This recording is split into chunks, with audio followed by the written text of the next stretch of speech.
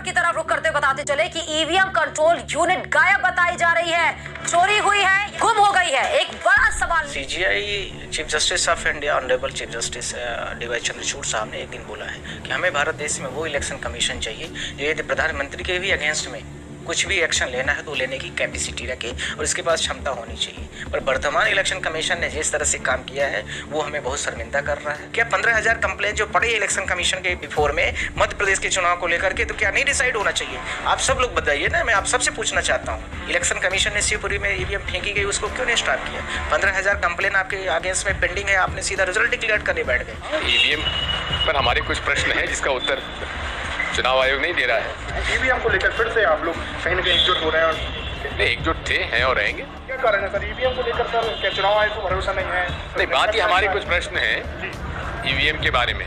भारतीय संविधान के आधार पर ही ये देश चलेगा। क्या इलेक्शन हो रहा है कि तमाशा बना के दिए हो कि आप इलेक्शन कमीशन बैठ गए और सिर्फ बीजेपी के लिए आप काम करने लगे?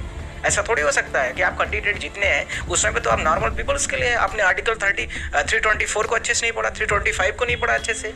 आपने तो बिल्कुल ऐसा थोड़ी हो सकता है कि आप कुछ भी करते रहे, देश की जनता का पूरा आप राइट्स खत्म किए दे, एक स्पेसिफिक पार्टी को आप बनाए रखने के लिए पूरे देश का वायलेशन कर रहे हैं। रिजर्व ईवीएम कंट्रोल यूनिट चोरी की वारदात इस समय आपको बता रहे हैं जोधपुर से बड़ी खबर। गुम होने की सूचना से हड़कंप मचा है और फिलहाल ईवीएम से जुड़ी एक एक्सेसरीज है वो गायब हुई है। एग्जैक्टली क्या शिकायत आई?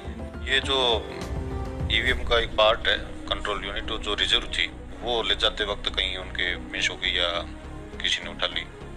इस संबंध में एक प्रकरण दर्ज है, जांच कर रहे हैं। ये शिकायत कब आई है एसएचओ साहब? कब आपकी जानकारी में आया कि ऐसा हुआ है कि एक कंट्रोल यूनिट जो है वो गायब हुई है या कोई उठा ले गया? ये कब आपकी जानकारी? 26 तारीख को। अभी कर रहे हैं, जांच कर रहे हैं। चाहूंगा ये सिर्फ ये देखें, उसके बाद कोर्ट देखे, मीडिया में कोई इसकी भनक ना लगे। नरेंद्र मोदी से लेकर अमित शाह जी ने जो पैतरे अपनाए हैं चुनाव जीतने के लिए और गैर कानूनी पैतरे, चुनाव आयोग को अल्टीमेटम तक दिया गया, धमकी तक आ गई है हम को संज्ञान मिले और 3 राज्यों का चुनाव फिर से कराया जाए। हम तत्काल इस्तीफा मांगते हैं इलेक्शन कमीशन का, तत्काल इस्तीफा दे चुनाव आयुक्त, इनको जेल भेजना चाहिए। जहां तक अगर ये सिद्धांत अप्रूव होती तो जेल जाए और 3 राज्यों का चुनाव फिर से हो। हमें चंद्रचूड़ साहब पे भरोसा है, न्यायपालिका पे भरोसा है कि चुनाव आयोग के आदमी खड़े होकर वोट डलवा रहे हैं और उनका आदमी देगा कि आपने किसको वोट दिया। इतनी तक धांधली की गई है वहाँ, उसके राइट्स को वॉल्यूशन हुआ है। एमपी में, राजस्थान में हुई, उसकी एक बकायदा फाइल बनाकर जो है सुप्रीम कोर्ट एडवोकेट के पास आया। ईवीएम मशीन में कुछ न कुछ गड़बड़ी आदरणीय मोदी जी ने किया है जो आज ये हार कर देखना पड़ा। लेकिन यही लोग कहते हैं कि मोदी है तो सब मुमकिन है। ये अगर आप खेल करते रहिएगा जनता। मेरे पास काफी सारे सबूत और एविडेंसेस है। बड़ी खबर आ रही है राजस्थान, मध्य प्रदेश, छत्तीसगढ़ विधानसभा चुनाव के नतीजे घोषित होते ही मचा घमासान। भाजपा को लगा तगड़ा झटका। कांग्रेस समेत तमाम विपक्षी दलों ने सबूतों के साथ किया बड़ा दावा। ईवीएम में हुआ बड़ा उलटफेर। भाजपा ईवीएम में धांधली करके राजस्थान, मध्य प्रदेश, छत्तीसगढ़ विधानसभा चुनाव को जीती है। बता दें यही नहीं, कांग्रेस समेत तमाम विपक्षी दलों ने सुप्रीम कोर्ट में लगाई गुहार, चुनाव आयोग चुनाव को फिर से बैलेट पेपर से कराए।